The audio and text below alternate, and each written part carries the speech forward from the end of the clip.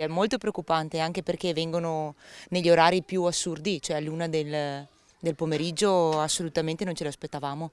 Ma sicuramente era già un paio di giorni che abbiamo visto noi le macchine che giravano, che guardavano dentro le case, nei garage. Ci hanno tenuto d'occhio, hanno visto che noi non ci siamo a casa in quegli orari, hanno capito che lavoriamo tutti di qua e quindi sono entrati. Ci chiudiamo a casa, abbiamo l'allarme, ma anche noi abbiamo la nonna che vive, quindi cerchiamo di non lasciarla mai sola, però ovviamente lavoro, studi, è spesso difficile rimanere sempre a casa. E come reagire? La signora in questo caso li ha affrontati, è stata coraggiosa, cosa pensa di questa reazione? Coraggiosissimo, assolutamente, io non l'avrei mai fatto, è stata bravissima. Lei come vive? Ha paura? Come avrebbe reagito?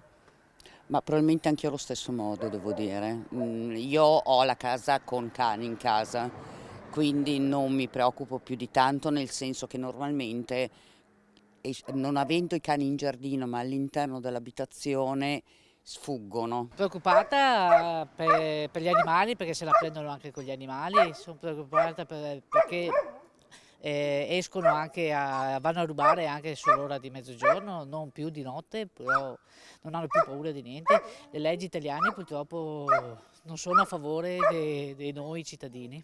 Se vedi qualche movimento strano, dici al vicino, ti aiuti a vicenda, certo.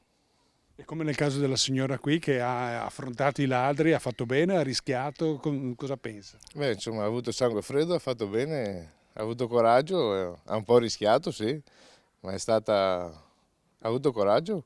Sicuramente è un problema che riguarda tutta la zona dell'area berica e ovviamente penso di tutta la provincia di Vicenza. Purtroppo i mezzi a disposizione delle forze dell'ordine, della polizia locale sono poche, si tratta sempre purtroppo di un problema finanziario. Pertanto io dico ai cittadini state tranquilli, però lo dico a volte senza esserne convinta nemmeno io, perché d'altro canto cosa posso fare io come sindaco per tutelare i miei cittadini? Strumenti francamente non credo di averne. Speriamo appunto non si apra il problema della giustizia fai da te, che è quella che assolutamente dobbiamo cercare di evitare a tutti i costi.